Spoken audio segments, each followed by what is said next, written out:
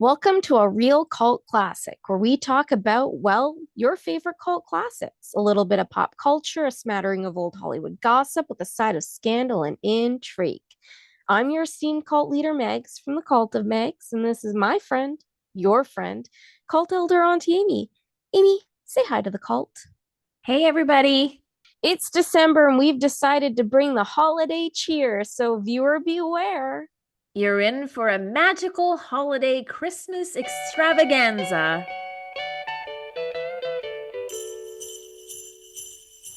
It may be just like a little bit of murder. Just a little bit. Just a smidgen.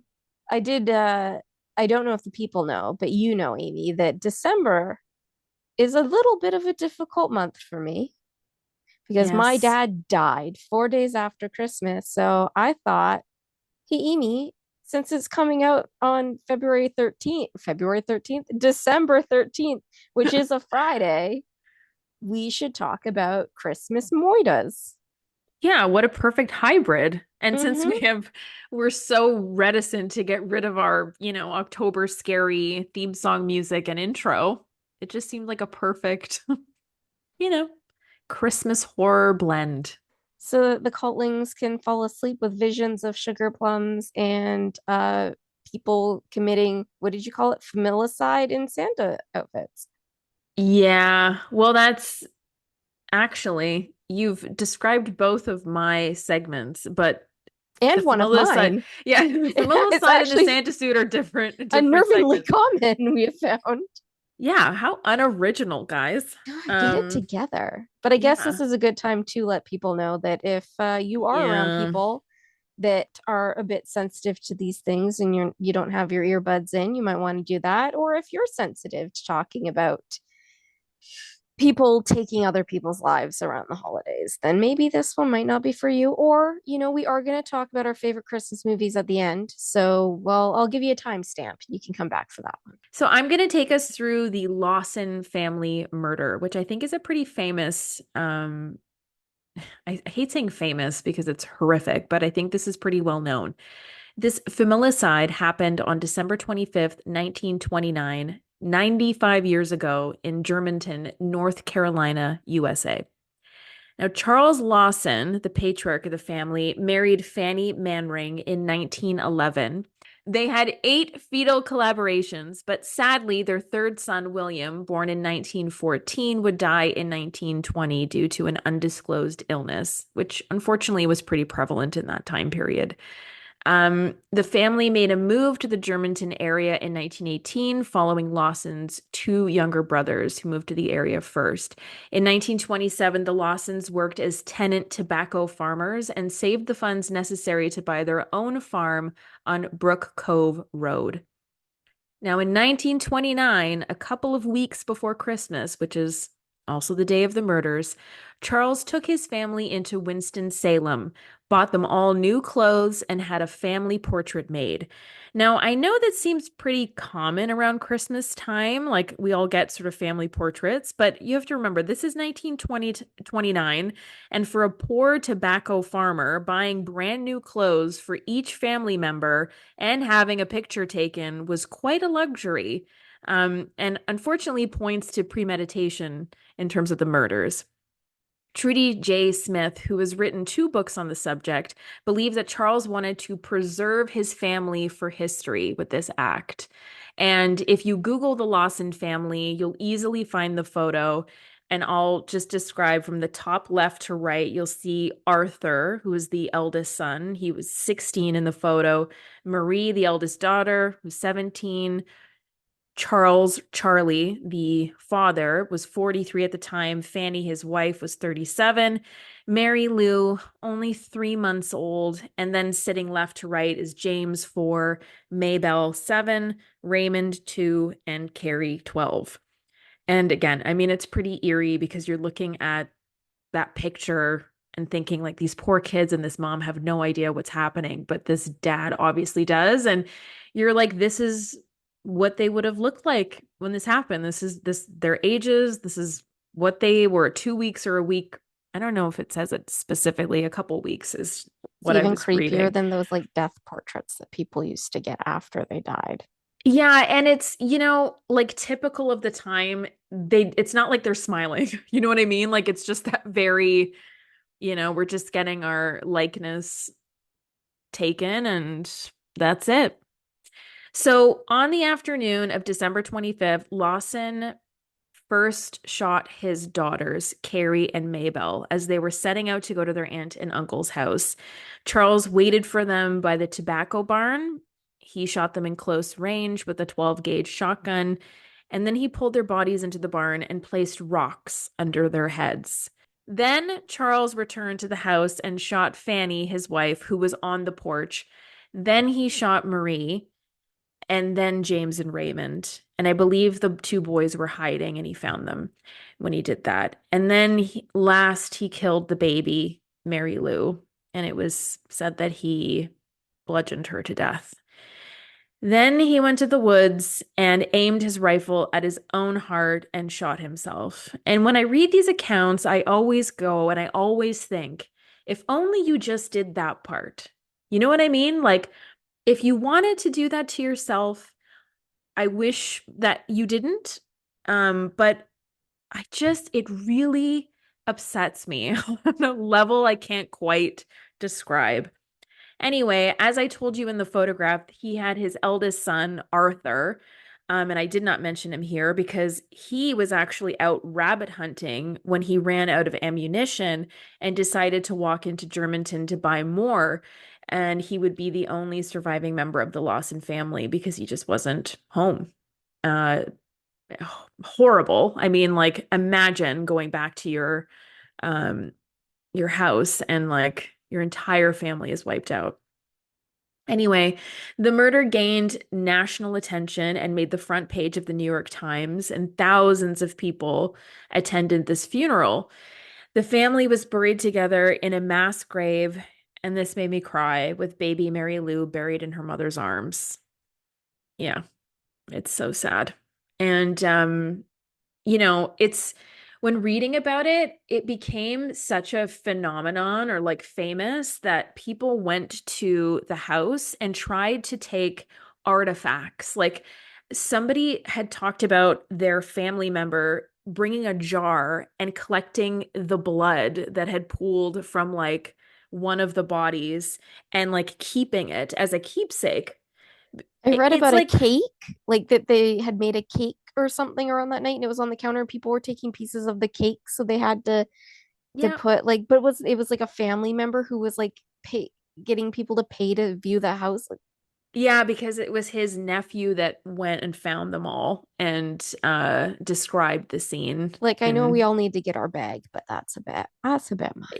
well, yeah, they were taking like pieces of the property. Like even the tree that he had killed himself against, they like stripped the tree.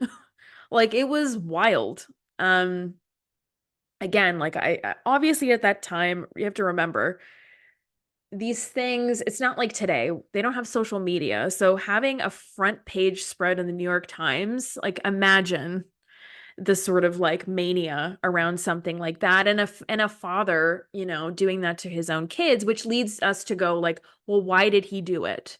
And it was said that months before the event, Lawson sustained a head injury, and family and friends suspected that the injury had altered his mental state. It's important to state that an autopsy on Charles's brain found no abnormalities.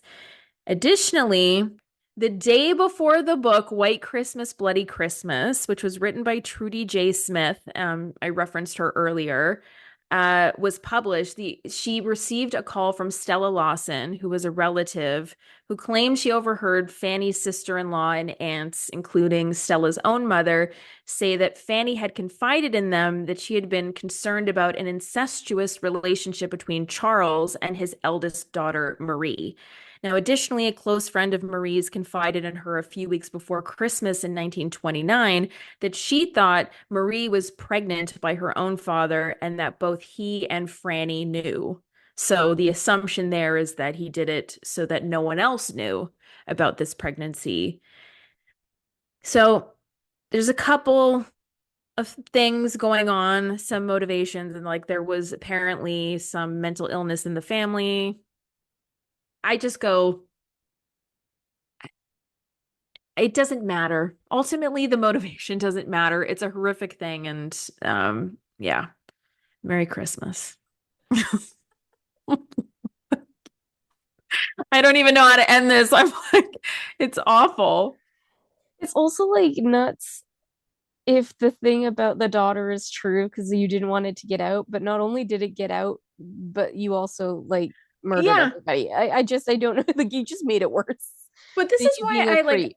this is why I don't buy that. It's like, how is this less scandalous? I Then you, guess I mean, because I you're not guess it there to, is. I Yeah. guess you're not there to receive that scandal and be the sort of head of it. Like, I don't know, dude. I think that's I think now you have two things to worry about, or, a stain on your family's legacy. Anyway, yeah, it's awful. But that's the quick family, lost in family murder. Well, I'm gonna take it local, and we're gonna go to 1965 in Vancouver, and we're gonna talk about the chocolate milkshake murders. I remember you telling me this story in like very, very early on in our friendship, and I just thought you were so cool that you knew all this like local lore. I do like a local lore, and I have told this story before in when I did, I believe I did a video and a podcast about Riverview, but it's been a while, and I don't know if anybody's heard this, but it's about the Cosberg family. So Thomas Cosberg was born on October 2nd, 1948, and he had a history of mental illness. He'd even once lived in a residence for disturbed boys that was run by the City Central Mission, and his the youth supervisor of the Central Mission, Robert Estragard, had said that Thomas got along really well with everyone while he was there, and but that he kept running away from home and from the missions. Yeah, he'd been kind of in and out of these facilities and everything. He's a bit of a troubled kid, but So on December 9th, 1965, Thomas was 18 and he went and he purchased a bottle of sleeping pills. And while his family and his mother's friend Florence were home watching TV, Thomas very generously made everybody chocolate milkshakes with a side of crushed up sleeping pills. And Florence fell asleep, but she woke up around 11 p.m. and decided to leave the Cosberg residence. She went home in a taxi, declining Thomas's offer to stay the night. And so Thomas's father returned from his night shift as a truck driver around 1 a.m. the next morning and found his family fast asleep. So he drank one of the milkshakes before turning in for the night. Then around 4 a.m., Thomas went to the basement and he grabbed a double bitted axe. He then went upstairs and proceeded to murder four of his siblings with the axe before moving on to his parents. He struck all of them multiple times in the head with the axe. According to the pathologist, none of them died instantly. When the police did find an empty bottle of sleeping pills at the scene, the pathologist found no evidence of the drug in the victim's systems. And so the theory was that they were drugged. That has been highly debated, which is interesting. Um, Wait, after the wait, that he did it or that Yeah, the like they drugs didn't. wore off by the time? They debated either that like they weren't drugged, I guess, to prove if it was premeditated or not, because Yeah, that because can he impact did your buy a sentencing. bottle, They right? bought the bottle and they found an empty bottle, But but they they're did an claiming that they didn't autopsy. find it in the system. But I mean, this was in the 60s. Weird. I don't know if it was.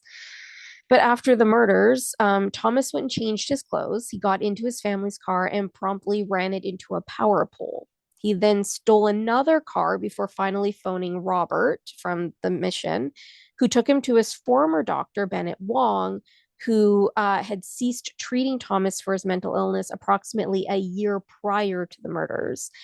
They arrived at Dr. Wong's around 7 a.m. the morning of December 10th. Thomas confessed to the crime, claiming that he had done something awful. Dr. Wong called the police around 7:45 a.m., and Thomas was arrested shortly thereafter. When the police arrived at the family home at 142 East 22nd Avenue, they found the axe leaning against the kitchen stove and Thomas's parents slain in their bed. His 2-year-old brother, Vincent, dead on the floor beside them. In the same room, Thomas's 6-month-old brother, Osborne Jr., was alive in his crib, although it was suspected that Thomas had attempted to smother him.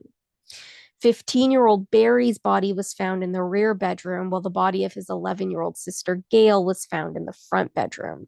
She shared the bedroom with their 13-year-old sister Marianne, who was still alive when police found her, although she passed away on December 19th after succumbing to her injuries. Thomas was arraigned in juvenile court and was found guilty of 6 counts of juvenile delinquency in connection to capital murder. On December 14th, he was declared mentally ill and was committed to Riverview until his partial or complete recovery or until further cabinet order. During his trial, he had pled not guilty, but did admit in a statement of fact that he had murdered his family and had drugged them. 2 psychiatrists testified that he suffered from a mental disturbance when he committed the murders. One of the doctors, Dr. Joseph Thomas, testified that Thomas Cosberg was a person who could carry out a complex plan, but that he didn't understand the difference between right and wrong. While Thomas's own doctor, Dr. Wong, testified that Thomas gave the impression during his interview with Dr. Wong right after the attack that Thomas very much believed that he was fully justified in murdering his family. In September 1977, it was declared that Thomas was no longer a danger to the community, and he was released on the conditions that he had to live in an approved place in BC and that he had to report to an appointed official at least once a week. He was also forbidden to hold firearms and could be remanded back to Riverview at the discretion of the board. Thomas ended up working for the Children's Hospital for 30 years. He passed away on January 1st, 2016. It is believed that his baby brother was put in the care of a family member, his identity protected from the public. The axe that Thomas used is on display still at the Vancouver Police Museum, in case you were wondering. And there is hair still on that axe. I've seen that axe. We went with your dad. He's 6 people, his family members, and this is a premeditated, given the sleeping pill because he admitted to it. And this is violent in a way that is like, do you know how many? Like that is also like not easy to do. It's not like a gun. You're using an axe. It's a that's a what did they when they it's a personal, right? Like Yes. that's it when you have to get up. Like they say that that's a personal crime And of passion type of a thing. he has to choose to do that 6 different times hmm because he can stop, And right? Like, multiple times because yes. yeah. That is an upsetting story. Can you imagine being the mom's friend? Like you're just like, no, you know what? I'm gonna take a cab home. I'm good. And then Oh, find like realizing that you should have yeah. been. And like, didn't you're the I remember this because didn't we drive by the house that it happened in? Is it I still think we there? did the tour that Yes. used to happen. Yeah. Well, let's see if it's still there. Like I mean, it's this is Vancouver. Unless it's in Shaughnessy, it usually isn't there. Because I did a podcast about Janet Smith, and her house was the Osler house. yeah. And it's still there. Oh no, it's I remember definitely been leveled, and they put up one of those fake heritage houses. but was it there at some point when I lived here, like when I first moved here? Because I swear you pointed it out to me, either on that trolley tour or some other time. But maybe Oh, not. is this the one? Which, like, how does anybody move in there? Like, It's on House Creep, which is like a crowdsourced website that tells you if because A, that would need to be disclosed. B, that person was released. So I would go, does I wonder how far back does it have to be disclosed? well, if it's in the news, I mean, you're gonna know. But if it's like a 20-year-old murder, you should ask, your, You can Google it. I mean, I you can guess you also can, you could Google what. you know, Oh no, that's still the house. Yep. It's just been renovated. That is still the Cosberg house, 112 years old. yeah, no. No, I'm sorry. Okay, let's put it out to the cultlings. Could you move into a house hmm knowing the history, like history like that? Like if you knew that a family had been murdered in that house, would you be able to buy it or live in it or rent it or whatever? It's I could spooky stuff. I could not. I could not. But also because it's like Michael Myers shit that he's still alive and he knows like that's his childhood home. You know what I mean? Like that is like a But level this of was a no lot of thank when you. Riverview, and I think I talked about it when I talked about Riverview, was that that was the issue that when it shut down in the 90s, there were a lot of people that were in there that had committed some pretty intense Oh crimes yeah.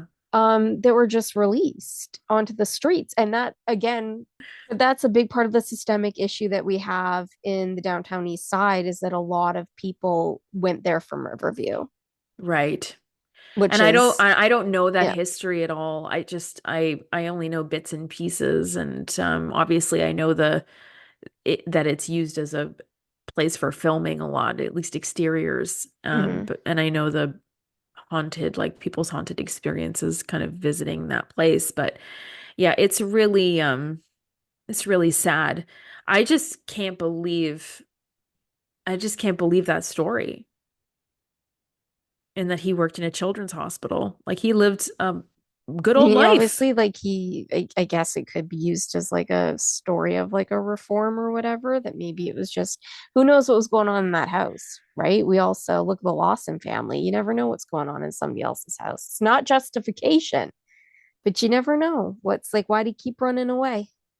I know, but the baby, like I'm Well, just the thinking about those baby, babies. Like they like I just it's so they unfair. didn't do Like anything to him. ugh, it's really difficult. Yeah. I mean, you're right. That could be a story of like reform and he got the help he needed, but I don't know, man. That's tough. That's a tough one. Well, let's keep going on this What's your Christmas next tune one? train of Are you hell. glad I picked this as a topic? Yeah, let it be known Gee. that Megan chose this as a topic. I was unsure. But we wanted to give a less in depth, but we wanted to focus a bit more on volume, I guess, and just be more casual with it so we can get through a couple more stories. And also, I will say, I completely forgot about a very infamous Christmas Day murder, JonBenét Ramsey. Oh yeah. I forgot Poor completely. JonBenét. I know. I haven't watched the Netflix documentary. Have you seen it? I like to unsubscribe from Netflix for months at a time, then Oh, right. resubscribe because I protest how much it costs. I think it's absurd. How much does it cost? It's like over $20 now. Really? Yeah. Ugh, I don't like that. I don't even know. Yeah. We have it. My It's, Disney Plus just renewed and it was absurdly expensive. isn't it 12.99? Oh, do you do monthly? Yeah. I do a year. Oh, and I canceled. I only had it because of X-Men Mm. 97 and then I kept it on because of Tell Me Lies. And then I realized I don't watch anything other than like some Marvel movies when I'm cooking and, some of the Disney movies. I'll get it back when Moana 2 comes onto the Oh, Moana channel, but 2, yeah. but again, I just don't watch it. I have so many and I really need to pare back, but anyway. Okay, so my next one is the Covina murders. On Thursday, December 24th, 2008, investigators from the Covina Police Department found 9 bodies in the charred ruins of a home at 1129 Knollcrest Drive. Hours earlier, at about 11:30 p.m., a gunman dressed as Santa Claus opened fire on partygoers and subsequently set fire to the home using a homemade flamethrower. So, what happened? Like, who in the candy cane hell wore and desecrated the Santa Claus suit? It wasn't old Saint Nick. I'll tell you that much. He was busy doing nice magical things. No, this guy's name was Bruce Pardo or Pardo. I don't know how to, I'm not sure. And I gotta be honest, I don't really care to pronounce the name correctly. So I'm just gonna say Bruce Pardo and we'll go with that. He was a 45-year-old electrical engineer, and the home that he invaded belonged to his former in-laws. Bruce had arrived in a rental car with multiple handguns and a large gift wrapped package. I mean, he had to commit to that character after all, which contained a rolling air compressor converted to spray racing fuel. That's the homemade flamethrower I referenced earlier.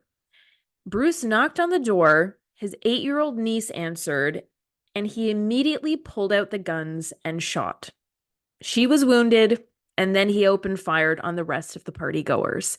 He then unwrapped the gift and unleashed the air compressor, spraying fuel around the home.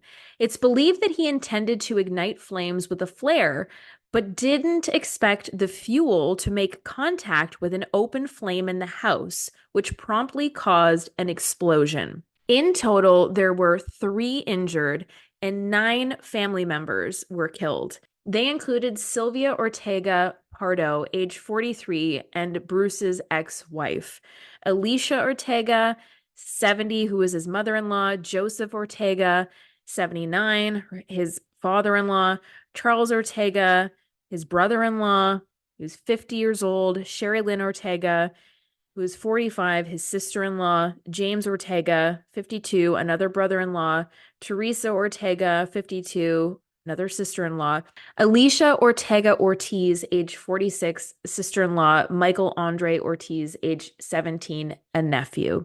And I'm saying the names and ages in relationship to Bruce Pardo because I think it's important to mention the names and of the victims because that is I 9 family members. It's awful. One of the survivors was able to run to a neighbor's house and alert police to who the suspect was. I mean, the good thing about it was they knew, and so they could identify him, and here's what happened. So, despite having planned an extensive escape, which included plans to relocate to Canada, the unexpected explosion caused Pardo to suffer third-degree burns on his arms and legs, injuring him pretty badly, which included, I think, the Santa suit melting into his skin. So Bruce drove to his brother's house. He was not at home at the time, and Bruce Pardo was later found dead from a self-inflicted gunshot wound. And as a special Christmas treat, Bruce left his Santa suit, what was left of it, in the rental, parked a block away from his brother's house, and the suit was booby-trapped so that if it was moved, it would trigger a fire and set off 200 rounds of ammunition. Now, what police would later find in Bruce's own home was described as a virtual bomb-making factory. Okay, so we go back to why did he do this? Why did Bruce do this? Did he watch Krampus and get confused? No. Although Bruce had recently lost his job along with his beloved dog, Saki, because the dog is innocent, and I'm going to say the dog's name. Sadly, police speculate that Pardo's main motive had to do with marital issues. Pardo's divorce to his wife Sylvia had been finalized only 1 week before the killings, which is very, very sad. And I think it was a very tumultuous marriage, and I don't believe it was very long. I think they were together maybe a year or something. It's very, very sad, and I don't know. I did read a lot of friends' accounts, like, oh, I can't believe he did this. Like I he, read I some never that would have imagined. someone Oh, said that he made his wife pay for her children. Like no, he okay, wouldn't. I wasn't gonna bring this up, but since you since you bring it up, this is a crazy thing. So he had another wife and he had a son. And his son had major difficulties because I believe when Bruce, was alone with his son, the child fell into the swimming pool and suffered, I don't know what I don't, anyway, the injury made him become dependent on a lot of things. So his son had um, a lot of needs. And this guy, Bruce, just basically pieced out of the family. And I think the his ex-wife had wanted some of his like health insurance because he had a good job. Like he was making like 6 figures over 6 figures. I think ultimately she got out of him $36,000 or some sum, but he was not involved. She didn't get a penny of child support, even though the child had extensive needs. And she found out later that Bruce was claiming his son as a dependent. So, a nice guy? I don't think so. No, it does Okay. not sound like he Yeah. was pleasant. And now, weirdly, I have a story that's very similar to this one. Really? The Oh, Dallas Christmas killings. Ho, ho, ho.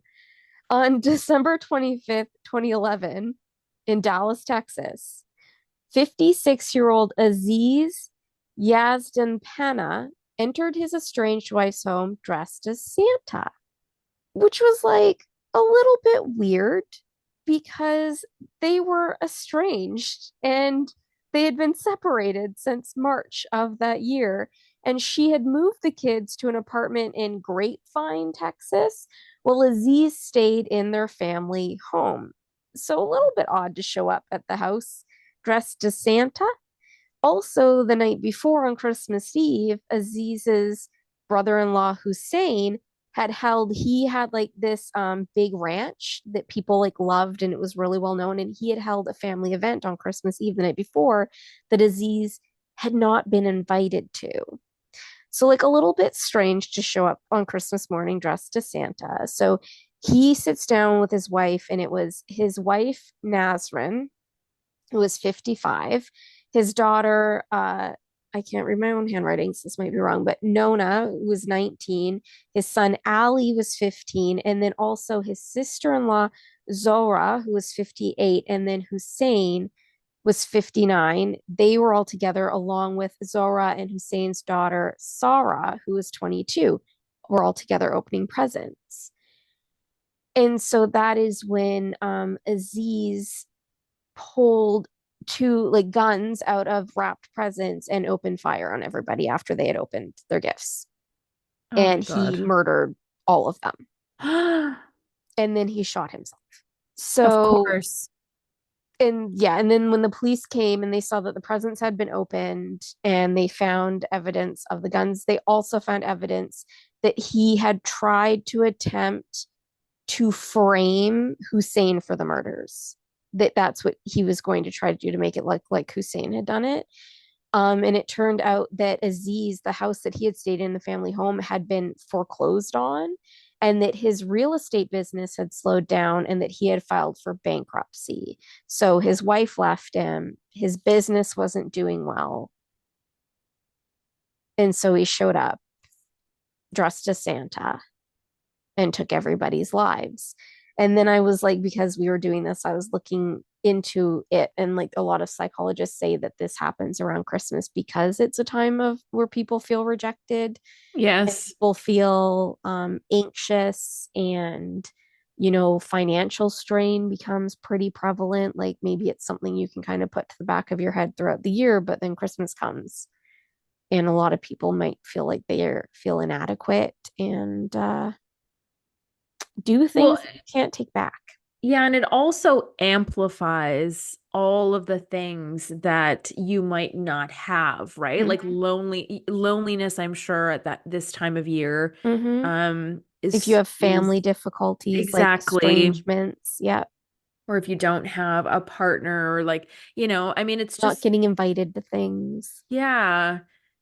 Yeah, it's like it is when you look at it from that angle, Christmas is sort of this like double-edged sword that, I feel very blessed to be on the side that I'm allowed to enjoy Christmas, but I'm very, very aware that it doesn't have, that positive Connotations connotation for for every other, yeah, for other people. I mean, it is a luxury to enjoy Christmas in the way that movies depict it.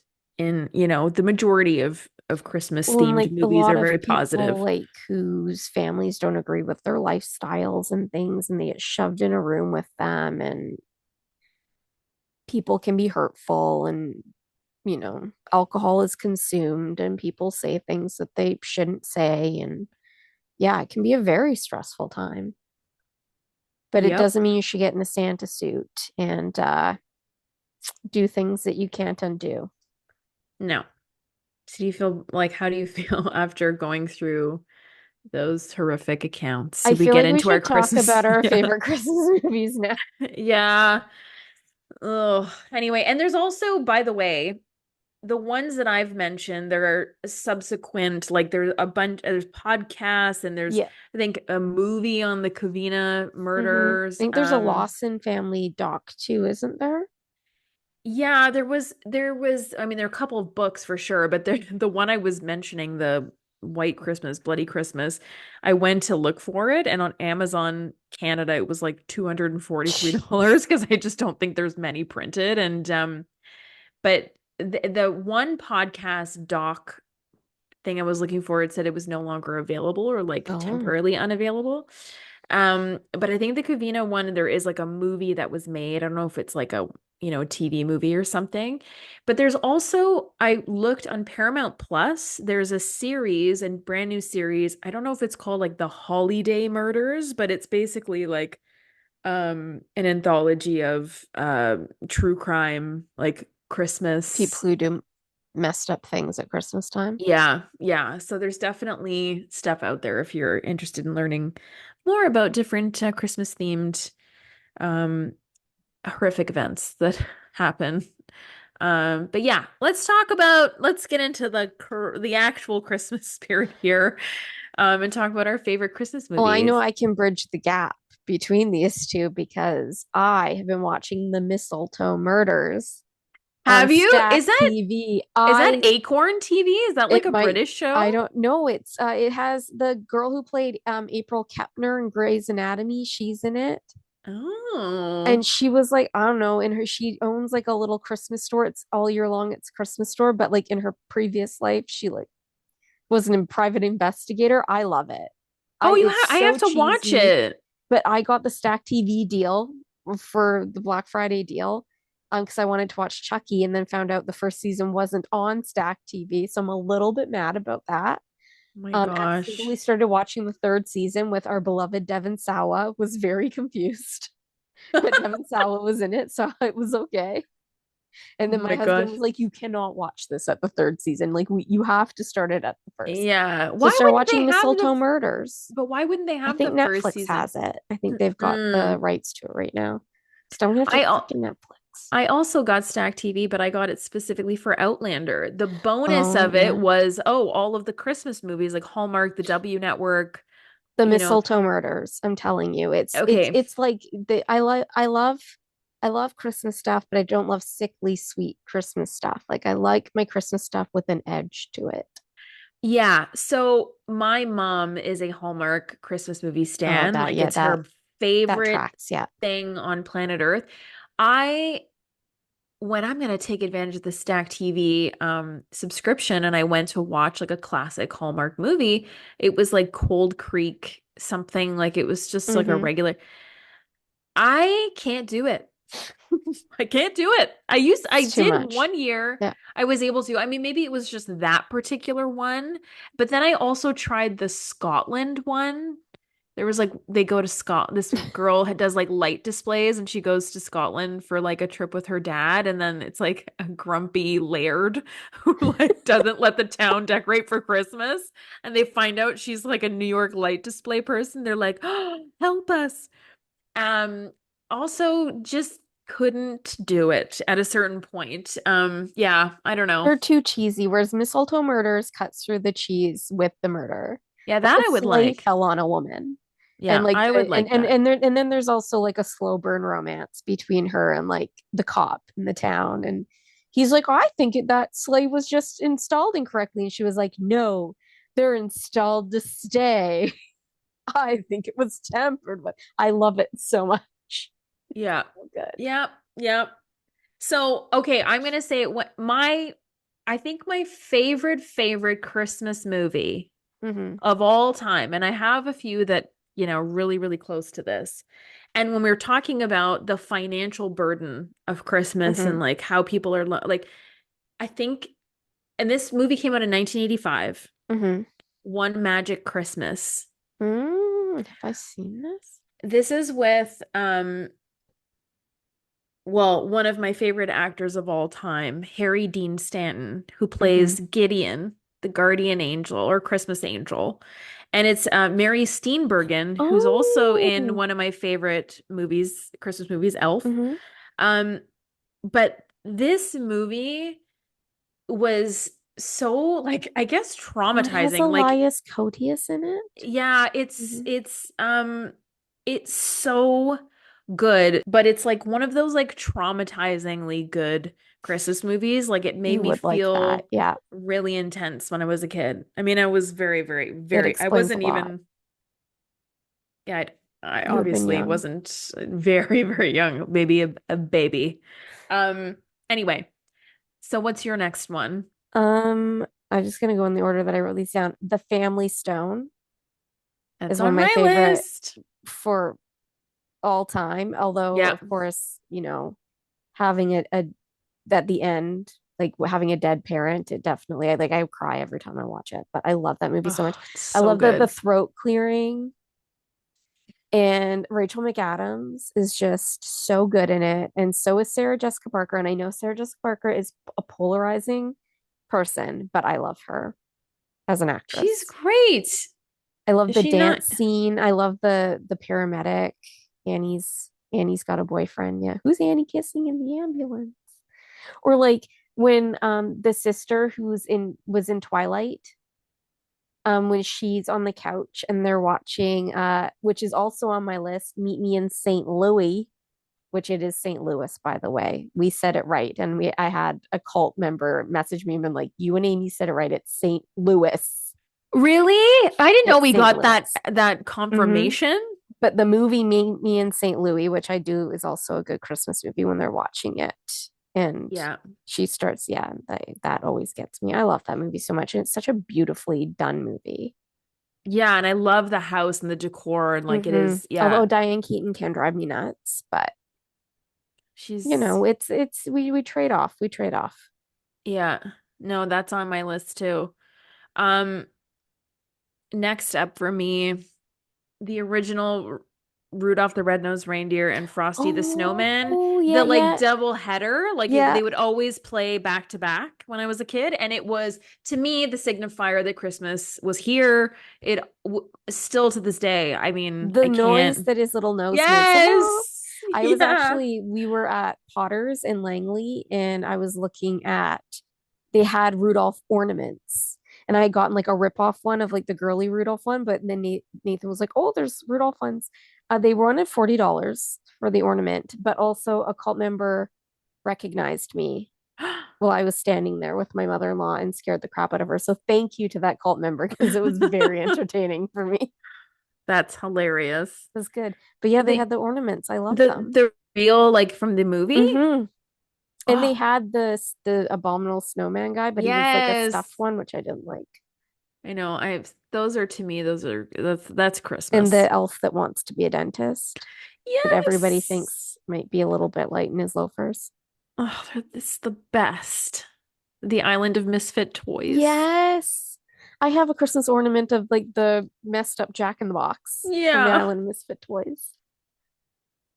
My And next one, Frosty, but not oh the yeah. second, not the second one, the newer No, the one. It's the original one original Frosty the Snowman. Yeah, okay. with his little voice and his That's right. glasses. That's right. The holiday, Yeah, I got it too. right? Yeah, Again, Nancy Myers, I that know. freaking cottage. Ugh, I know. It's so good. I love that cottage. And even though Jude Law is a bit of a scoundrel, he's really good in it. Yeah. I know. It's just like it's just a perfect Christmas movie. It just is. It's got those tropes. Yeah. A Christmas Story. Oh yeah. Daddy's gonna kill Ralphie. You'll shoot your eye Sh- out. Show me how the piggies eat. And then what? What? What? I love the mom so much. Oh, she's the best. And then She's so good. fragile. Fragile. Oh, it's so good. Ugh. And the can I tell you the bully with Scott Farkus takes it on the chin. Yeah. the Davy Crockett Yeah. hat, and when he gets his tongue stuck and he's crying out, like that is also like I You get know that the actor who played Flick that got his tongue stuck to the pole became a gay porn actor, right? I did know Unironically. that. Yeah. Oh wait, no, he didn't get his tongue stuck. No, Scott Farkus does, and Yeah. Scott Farkus gets there's a Less Than Jake song called Scott Farkus Takes It on the Chin. Oh, wow. But Flick's the one who's actually taking it on the chin in real life. Oh my God. No, but the bully gets punched or Yeah, something. Scott Farkus, His the nose redhead. gets yeah, but his nose gets broken or Hmm. bleeding all over the place. Right? What Yeah, happens to yeah, him? yeah. I don't know. Okay. He does. He gets beat up. Ralphie goes ham. And When he starts screaming in the did you snow, watch that's the right. I sequel can't that stand came it. out like a few years ago? I don't think I did. Oh, it Did was I? worth I it. think maybe I did. I watched it. My mom loves. That's my mom's favorite Christmas Well, you know, movie. Ralphie is like a director now. Yeah, and he still has those insane blue eyes. Yeah, yeah, yeah. And an actor. I think he's still in the biz. I mean, he did the sequel. Hmm. Daddy's gonna kill Ralphie. It's so good. I It's love just it's Randy. Randy was my iconic. favorite. I know it's such an iconic and the dogs Yeah, coming in. It's such oh, the it's Buck perfect. Kiss. Or the what's the family's name of the dogs? Can't Yeah, remember. yeah, yeah. Um, Another like cheesy one that I love is the National Lampoon's Christmas Vacation. My dad loves that Oh, one. okay, yeah. Yep, yep, yep. We watched it. That was like one of the first Christmas movie we watched this year because I just had a hankering for it. And then I was watching Chevy Chase and I was like, no wonder men think that being a knob is endearing. Because there's the scene of him in the when he goes to the mall and he can't stop looking at her chest. I'm just like, this I is know. why didn't we? It's so like And low how come hanging Chevy Chase fruit. always has looked young but old at the same time? Like he's always looked the same age. I know. It's Apparently he's not a weird. very nice human Yeah, being. he was terrible. It was a Community that he was like terrible on the set of. Yeah. Ugh, ugh. I But he mean this does Juliet, or was it Juliet Lewis also apparently is not that great, but I still love her and stuff. oh, I'm sad to hear that. Um this is so iconic and you're gonna have this too, but Hmm. Home Alone. I mean, Oh yeah. it's I had the talk rate like the talk Did you have the recorder. talk boy? Hmm. This is the father. I had it. That's what I mean. I'm This thinking is about why like I Christmas. told you that I wanted to spend Christmas in New York one year. I wanted to spend at the plaza, and it's all because of Home Alone. I know, and you can get that big ass Yeah, sundae. you can get the pizza and Hmm. everything. Oh my One God, do cheese it. pizza. The Megan talking about go wanting to go to New York for Christmas. I said that LA for Megan is like New York for Auntie Amy. I feel like I'd fuck with Brooklyn. I feel like it would Of be my, course you yeah. would. Of course you would. We love it. I feel like Home Alone's such a quotable movie too. Quoted a lot in my house. I love that people discovered that Catherine O'Hara was the mom from Home Alone because of Schitt's Creek. I'm like, how did you not How remember did that or you know not that? know? I I remember know. like Catherine O'Hara in Home Alone. She just looks like that mom that always smelled amazing. Yeah. Like she always and like with her camel coat and her like pristine shirts, and she just looked like the mom that always had good snacks and just smelled amazing. And if you were really sad, she would come and give you a hug, and it would be such a comforting hug. I love Catherine O'Hara. She's I know. And I absolute loved that national treasure. house. That Oh, it's house for sale was like, again. yeah, I do you want, but like again, I mean, you'd want it, but people would be always wanting to take They pictures of it. would. That would annoy me. But But I pretty remember somebody beautiful. did an article about how much money the dad would have had to have made to have that Yes. house and like all Yeah. those kids. Yeah. And I I know. remember not knowing until I got to a certain age that those were all those kids. Like that I didn't figure out that those are all of Kevin's siblings. Like how do you have that many kids? And But Kieran again, Culkin in it, oh my God. and this is Love him. this is John Hughes, Yeah. right? This is like we have to thank John Hughes for the amount of nostalgia. He just because my other movie, I'll just double Yeah. Do it. well, Miracle on 34th Street, Mm-hmm. um, the original, obviously with Maureen O'Hara, Mm-hmm. um, But we and do then love the remake, remake which with, is written by John Hughes. yeah, And that's, I mean, come on, Miracle on 34th Street, Home Alone, that was a really good, yeah. and because you know this is my Oh. all-time favorite. Mm-hmm. Not it's I mean, I think there's Christmas in it, but it's not a Christmas movie. But people don't remember that the remake of 101 Dalmatians, the live action, was written by John Hughes. Mm-hmm. He just does it the best. He also did National He did it the Lampoons best. Yeah, see, but you know what I mean? Like you don't even realize how much and Planes, Trains, and Automobiles. oh yeah, my friend. Mm-hmm. He's done quite a bit. But you John know, Candy. John Candy is everything. People need to Uncle be more Buck. grateful to Canada for the people that we've given them. Oh, Um, I know. Ernest Saves Christmas. I love an Ernest Oh my movie. God. Ernest, Jim Yes. Varney, talk about a treasure. I really hope I've never Googled him, but I hope that nobody's gonna be like, actually, Jim Yeah, Varney. I wouldn't know, but Ernest and Ernest Scared Stupid, like Mm-hmm. all of those holiday Ernest movies were With just rim shot, the little Jack Russell. Oh my God. I saw a long haired Jack or like a wired haired Jack Russell the other day, and he had the cutest little tail. Love it. amazing. Another one for me that is iconic is A Muppet's Christmas Carol. Oh yeah. Like, I mean, come on. Not if it's anything really. But Just no, they do it the best. the absolute best. Elf, Yeah. obviously. Which we don't even need to. And sort of in the same, The Grinch with Jim Carrey. Mm-hmm. I love that I movie. also enjoyed the 2018 cartoon one. Oh That came yeah. out from Universal, I think. Yeah, yeah, yeah. We watched Yeah. that one the other night, and it was actually quite funny. And we talked about I loved any like Christmas episode in any TV show series that I watched. Like Yep. anytime that came out, I I just was all over it. They were just so well, you're just like, "Oh, we're on the same timeline. We're all experiencing Christmas together, you know?" Like the Halloween episodes, TGIF Christmas. You knew you're getting a whole Yes. block of Christmas I know. It was the episodes. best. Because you were out of school and it was, oh, Hmm it was just the best. My dad would light the Duraflame log in our chimney, and we'd have a pizza night. It was great. Yeah. Hot Yeah. chocolates. Jack Frost Oh, with Michael yeah. Keaton. My mother took me to see it in the theater, and I cried my dumb little face off. No. Anything where a parent died, I obviously somehow my brain knew. My brain Yeah. was like, "This is gonna kill your dad Preparing movies you. after Christmas, kid. Just Yeah. getting you ready." No. Well, I, for the first time ever, a few years ago, watched It's a Wonderful Life. Oh, yeah. And that destroyed me. Yep.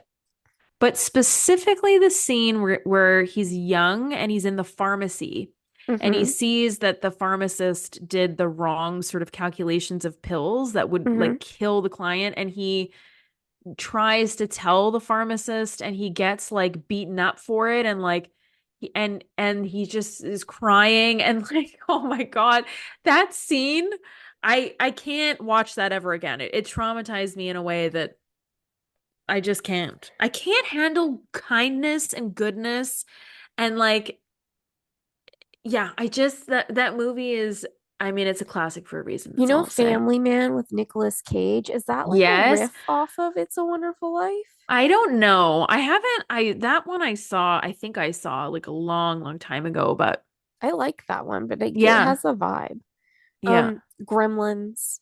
Oh I feel yeah, like that's Gremlins is right. kind of like what Yeah, is Gremlins Die with the Hard. It's most, like a Die Hard kind of a Christmas movie. but like the weirdest monologue by Phoebe Cates about Santa Claus in the chimney. Like the like talk about a friggin' weird twisty turny thing. Like so out of place. All of a sudden she's just monologuing and it's this It's horrific. a Do you remember Christmas this? movie. Yeah. It's so weird. It was Christmas Eve. I was 9 years old. Me and Mom were decorating the tree, waiting for Dad to come home from work. A couple hours went by. Dad wasn't home. I just love Gizmo so much, though. That's who Smalls, my cat, reminds me of. She's got a Yeah. Gizmo vibe. Yeah, she does. She does. I think those are like, okay, I'm gonna here's, well, there's the Santa Claus Tim Allen Oh yeah. movies are pretty classic too, but I the ones that I never really got into, I've never been a Peanuts Snoopy um No, person. not a So Merry the Christmas, Charlie Brown. no, No. no, Charlie Brown, no. And also Garfield, right? Didn't Oh he have yeah. one? I Probably, yeah. Garfield and Snoopy and stuff I just have never been into. Sorry. Because those were also always on, like in the canon of Christmas I do things. have the Charlie Brown soundtrack on vinyl. It is a good Christmas soundtrack. I will give it that. Yeah, I feel like, we have a friend, our friend Hmm. Danny, who loves Hmm. Snoopy. And I'm always so jealous because they never run out of merch. There's Snoopy merch year round, always, always, always Peanuts Snoopy, and I'm jealous of people who get to indulge. That's Um, because you like a very niche I do. and Dalmatians. You like the niche when they're hard to find. Yeah. I always loved like Peter Pan, and they never had any Peter Pan stuff at Disneyland. They would like never Yeah. have it. And even though, Cruella came out and people were like, "Oh, now you're gonna get merch." I'm like, "No, I'm gonna get Cruella merch. And I that's don't want exactly what they Cruella did. merch. I want Dalmatian merch." I want the So puppies. I want puppies. Yeah. But anyway, yeah, I think so those are those are things that I did. Is there any Christmas uh any Christmas shows that you didn't like that you had a No, bad do you reaction want to know to? the rest of my list? Yeah, okay. But I want to know if you hated any. I don't. New Year's Eve. Have you ever seen that? It's like No. they did a bunch of movies and they did like Valentine's Day, which had Ashton Oh, Kutcher. It's like that where it's like a bunch of interwoven stories. And it yes. had like Michelle Pfeiffer in Yes. it and Zac Efron, and I really like New Year's Eve because I like those kind of interwoven kind Oh of yeah. stories. I like that Yeah. one. And Yeah. then Love Actually. I know. I You're not a know. big No, I really I don't look buy drugs, kids. Become a rock star and you can get them for free. listen, Emma Thompson is one of my Oh my favorite God. actors When and she Alan listens to Rickman. both sides now, I know. I can't. She is to Rowan me. Atkinson also Oh, though steals the look, show. I love it. It's one of those things, unfortunately, that people have made fun of so much that now I'm Hmm. like, ugh, it's sort of ruined it. But that's a Christmas movie I used to watch all the time. Because even like I loved the Hugh Grant storyline, but Oh I'm yeah, also he's quite like, funny. oh, that's kind of problematic now. Like she's also just like not like No, she's like the most beautiful woman but this ever, is and they're why we making have her to watch sound these like movies to remind ourselves of the fact that we can't be that way and we are trending that way again, which is a I know, problem. but it's crazy when you look at that and you think, oh, she was cast to be like this.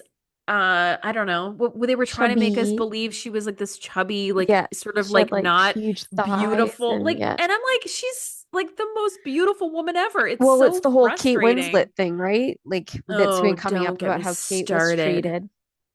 But That made me cry. That interview clip that yeah. you sent me and I sent you, it made me cry because I remember that. I remember specifically like when my dad and mom came home from watching Titanic, I was like, "Did you see how beautiful Kate Winslet was in the movie?" Because I was like looking for validation, right? Like you go, "She's so beautiful." And my dad's Hmm. like, "Yeah, she's a beautiful woman." Like and but because it was like people made it seem like what an anomaly.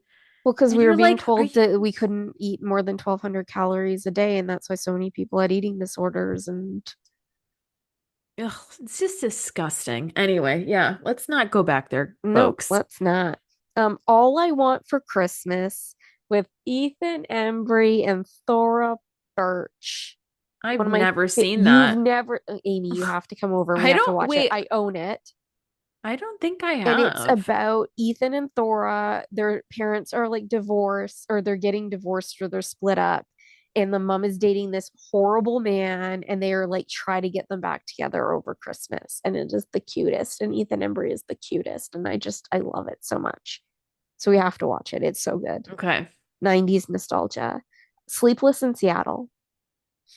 Oh yeah, It's one of I guess my that I is. always I Yeah. have to. I love it. I guess it is And Christmas. I make my husband watch it, even though he's not a Tom Hanks fan, which is interesting because Really? he doesn't have opinions on things like this, but Tom Hanks, he has opinions, That is so fascinating. right? It's strange. I don't know why he doesn't like him. You'll have to ask him. Hmm. And then I also like, I think is it the first Sex in the City movie, and it's not really a Christmas movie, but there's like a scene where Carrie, it's New Year's Eve, and Miranda and Steve have split up, and Carrie goes over to like gets on the train to her apartment, in Chinatown and they play this like really pretty version of Auld Lang Syne, and every time I cry. I cry every time. And so it's Oh like my a Christmas gosh. movie to me. That's my list. Amazing. But I don't think there's any that I don't like that other people like. Yeah, I just have a strong aversion to, like I to already told you, my the ones I just never liked Well, growing I up. don't like the sappy, like I don't like the Hallmarky type Christmas movies. They're a bit too sappy for me. Unless that's why I have to watch the Mistletoe Murders. Did you see the new Lindsay Lohan one? No, her face kind of scares me. It was ridiculous, but it was pretty I laughed sometimes. Like I thought it was like okay. Um There was one that I was gonna watch on Prime, and then I watched the trailer, and it's got what's his face in it, that he's in all of these like rom-coms. I saw the Merry Gentleman one as well on Netflix, and that was one of the worst things I've What's that ever about? watched with my eye holes. This one is like they were engaged, and then he says he can't come home for Christmas, so the parents invite the fiance over, and then he surprises everybody by coming home for Christmas. Oh. I think he was like the guy in East, is it East? No, The Duff. He was like the handsome guy in The Duff Oh, with yes, my twin yes. Mae Whitman. That's Robbie Arnell. Yes, he's in it, and but it's just and oh, and Leighton Meester's in it. Or ML? I Arnell? don't know what it ML? is, but Leighton Meester's in it, and she's his fiance, and then of course, like they have to share a bed. That trope. Of course. Oh, there was also the one with Nina Dobrev. I think it was Netflix as Oh, yeah, well. I yeah. liked that one. That one was pretty okay. I like her though. Like I feel like if you like the actors, then it can be.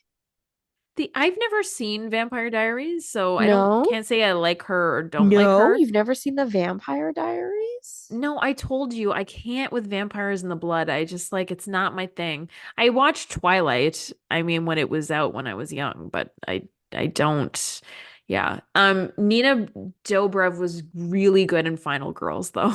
Or Oh, Final she Girl. was Yeah. really good in Yeah. Final Girls. Because they had the Vampire Diaries, and then what was the other one? That was like a spin-off and had Klaus in it. We like Klaus. Oh, do you? Oh yeah, I he's n funny. Joseph Morgan. Oh, the I don't originals. know. I don't know, my friend. The That's not my originals. that is And it not my had Phoebe genre. Tonkin in it. And I like Phoebe Tonkin as well. Do you know her? No, She's very pretty. I don't know her. Oh, she's in a new Netflix thing called You Boys know what's Follows Universe. You know what's really crazy? I shouldn't say that because one of my favorite things of all time is Is Blade, the Blade, and original that's and it Blade. has that like scene where they're dancing in blood. Yeah. I'm I like, don't really whoa. like the whole blood part of vampires. I think because it's like action packed and it's a superhero and there's, fighting and stuff. I don't Yeah. like, and True Blood I did like, Oh yeah. but I think that's because Alexander Skarsgård was like Oh introduced yeah. to the He was world and I was very like, good in that. who the hell is this guy? Yeah. Although I'm Um, more of a Bill fan, but Oh, yes. I thought you meant the other guy oh in. God, no. And I'm like, I No. don't feel That like you're that. no, Yeah, I'm no. no. No, you know me well. Yeah, no, I definitely know. So, some things I can deal with, but I think like a series where I don't know, like, okay, for example, I told you my thing about not being able to consume things that are disguised, but are like in the appearance of the real thing. So, for example, when Like we were demons?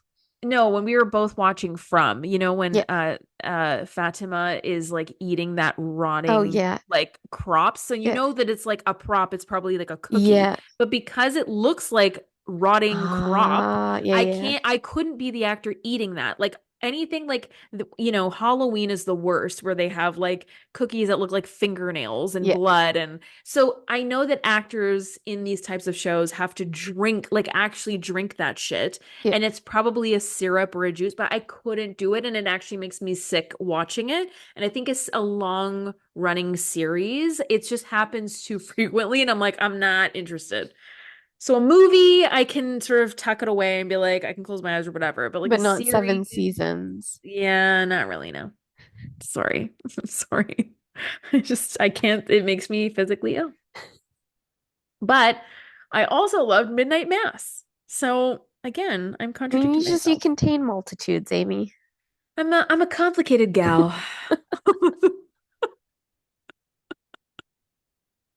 It's just, it's where I draw my line. Um, yeah. So that's our Christmas list or lists. Con Talking about containing multitudes, that would be this episode. Mm-hmm. Yeah, that's We'll right. be back. We'll bring it back on a lighter note. Yeah, The because next one, though, it's got to be like the next one is going to be close to after Christmas. It'll Christmas. be after After Christmas. Yeah, Christmas? the 27th. What? Every 2 weeks. What is time? I don't know. So this is our Christmas episode. This is Merry Christmas. Oh my We God. hope everybody has a happy holidays. Yeah, stay, be safe. Be generous, love If each other, anybody and in your family shows up in a Santa suit that you weren't expecting, don't feel bad about not letting them in. that's right. That's right. And check those those boxes, those gifts before you hand them out. But don't I shake them too hard Yeah, because you no. never know. But also, here's your reminder that you don't have to keep up with the Joneses this Hmm. Christmas, like go at your own pace and speed. And guess what? Christmas is coming around again next year. You If you don't don't want have to hang out to, with your family, don't. Like, do not let anybody give you grief. Don't let anybody make you feel bad. yeah. And if you don't want to put on a spread with these grocery prices, don't Hmm. feel like you have to put out a spread, like, or do potlucks. I feel like this is like a Oh, good yeah. potluck sort of season, but yeah, just be kind to each other, and I hope you have the best holiday season Hmm. um possible. Protect your peace, friends. Protect your peace. Yeah, that's right. So, on that note, everybody, we just again bid you a happy holidays. We hope you have a holiday season full of happiness and love and friends and family that you like, because Mm-hmm. that's the goal. We'll be back next week with more cheerful stories. Until then, stay safe Check your candy canes. and may the cult Be with you.